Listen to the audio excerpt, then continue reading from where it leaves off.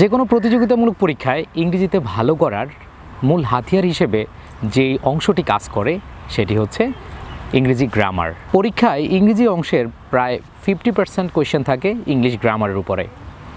So আমরা আজকের ভিডিওতে আলোচনা করব ইংরেজি গ্রামারে কিভাবে ভালো করা যায়, তার মানে ইংলিশ গ্রামারে ভালো করার উপায়। এখন কথা হচ্ছে, ভালো করার উপায় জানতে হলে আমাকে আগে জানতে হবে খারাপ করার উপায়, মানে কিভাবে আমরা ইংলিশ গ্রামারে খারাপ করে থাকি বা আমরা কেন ইংলিশ গ্রামারে খারাপ করে থাকি। সো খারাপের পেছনে 3টি কারণ আমি তুলে ধরার চেষ্টা করছি। প্রথম যে কারণটি হলো, সেই কারণটি হচ্ছে যেই টপিকটি আমি পড়ছি সেই টপিকটি সম্পর্কে বেসিক ক্লিয়ার না থাকা। আমরা অনেকেই অনেক টপিক পড়ি, বিশেষ করে স্কুল লাইফ, কলেজ লাইফ এবং অ্যাডমিশন লাইফ, সবাই কিন্তু গ্রামার পড়ি, তাই না?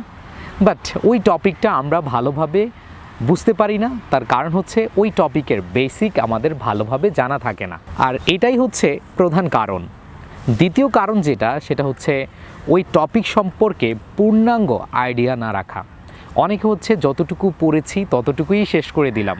যেমন তুমি হচ্ছে টেন্স পড়ছো, সেই ক্ষেত্রে প্রেজেন্ট টেন্স অথবা পাস্ট টেন্স যেগুলো আছে বিস্তারিত তুমি সব কিছু একবারে কনসেপ্ট ক্লিয়ার করে পড়েছো, বাট তুমি ফিউচার যে টেন্স আছে সেখানে ফিউচার ইনডিফিনিট, কন্টিনিউয়াস যেগুলো আছে সেগুলো তুমি পড়ছো না। সেক্ষেত্রে আমি যেটা বলছি সেটা হচ্ছে তোমার পূর্ণাঙ্গ ধারণা কিন্তু ওই টপিক সম্বন্ধে হচ্ছে না। এটা হচ্ছে দ্বিতীয় কারণ। আর 3 নম্বর যে কারণটি, সেটি হলো প্র্যাকটিস না করা। প্রথম দুটি তুমি খুব ভালোভাবে করলে, বেসিক টোটালি ক্লিয়ার রাখলে, তারপর হচ্ছে তুমি পুরো টপিকটা সম্পর্কে ভালো আইডিয়া রাখলে, বাট তুমি হচ্ছে বিগত সালের অথবা রিলেটেড যে কোয়েশ্চেনগুলো আছে সেই কোয়েশ্চেনগুলো তুমি সলভ করোনি। তার মানে হচ্ছে প্র্যাকটিস তুমি একেবারেই বাদ দিচ্ছ। তোমরা সবাই জানো practice makes a man perfect. So সেই ক্ষেত্রে যদি তুমি প্র্যাকটিস নাই করো তাহলে কিন্তু তুমি কোনোভাবেই ভালো করতে পারবে না। অবশ্যই তুমি যে জিনিসটা করবে সেটা হচ্ছে, যে টপিকটা পড়েছো সেই টপিকটা রিলেটেড যত প্রশ্ন আছে, যত বেশি প্রশ্ন তুমি প্র্যাকটিস করতে পারো তাহলে তোমার জায়গাটা তুমি অনেক বেশি স্ট্রং করতে পারবে। সো তোমরা যদি এই 3টা কারণ এবং এর যেই সলিউশন এটা খুঁজে নিতে পারো তাহলে হচ্ছে তোমার জন্য একবার ইজি হয়ে যাবে। সো এরপরে অনেকের প্রশ্ন থাকে যে ভাইয়া ইংলিশ গ্রামারে তো আমি ভালো করব, আমি কোন কোন টপিকগুলো ভালো করে পড়ে যাব। সো এই টপিকগুলো আমি একটু আলোচনা করে দিচ্ছি আমাদের এই ভিডিওতে। যেমন প্রথমত তোমাকে কিছু বেসিক টপিক একেবারেই ক্লিয়ার করে নিতে হবে। যেমন সেখানে আছে right forms of verbs, tense and sequence of tense, subject verb agreement, parts of speech. এই 4টা টপিক সম্পর্কে তোমার পূর্ণাঙ্গ আইডিয়া থাকতে হবে। So tense, right forms of verbs এবং সাবজেক্ট ভার্ব এগ্রিমেন্ট এগুলো কিন্তু আমরা ছোটোবেলা থেকে পড়ে আসছি। আবার পার্টস অফ স্পিচ সম্পর্কেও কিন্তু আমরা পড়ে আসছি, তাই না? এখন কথা হচ্ছে, এটা পড়ে আসলে কি হয়, এটা সম্পর্কে আমাদের বেসিক ক্লিয়ার রাখতে হবে, একবার পুরো টপিকটা আন্ডারস্ট্যান্ডিংয়ের মধ্যে নিয়ে আসতে হবে এবং অনেক বেশি প্র্যাকটিস করতে হবে। যারা বিশ্ববিদ্যালয়ে ভর্তি পরীক্ষা অংশগ্রহণ করবে তাদের ইংলিশে আরও কিছু টপিক খুব ভালোভাবে আয়ত্ত করতে হবে। সেগুলোর মধ্যে রয়েছে প্রেপোজিশন।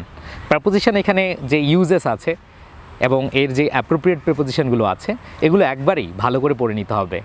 এরপরে কন্ডিশনালস রয়েছে, ভয়েস চেঞ্জিং রয়েছে, ন্যারেশন রয়েছে, ট্রান্সফরমেশন অফ সেন্টেন্স রয়েছে। এগুলো আমরা কিন্তু সবাই খুব ভালোভাবেই পড়ে আসছি, তাই না?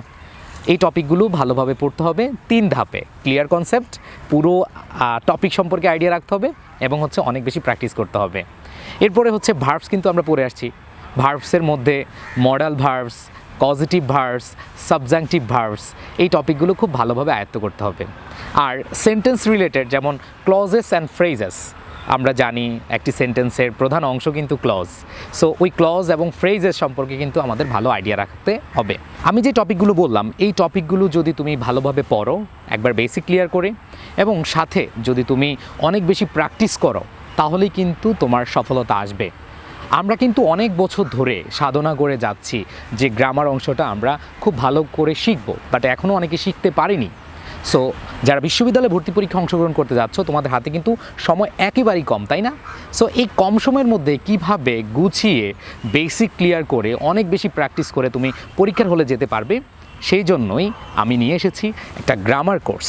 এই গ্রামার কোর্স সম্পর্কে বিস্তারিত আমি তোমাদেরকে দিয়ে দিচ্ছি। তবে একটা কথা, তুমি যদি গ্রামারের দুর্বলতা নিয়ে পরীক্ষার হলে যাও, আমি তোমাদেরকে বলবো তোমার সফলতা আসবে না।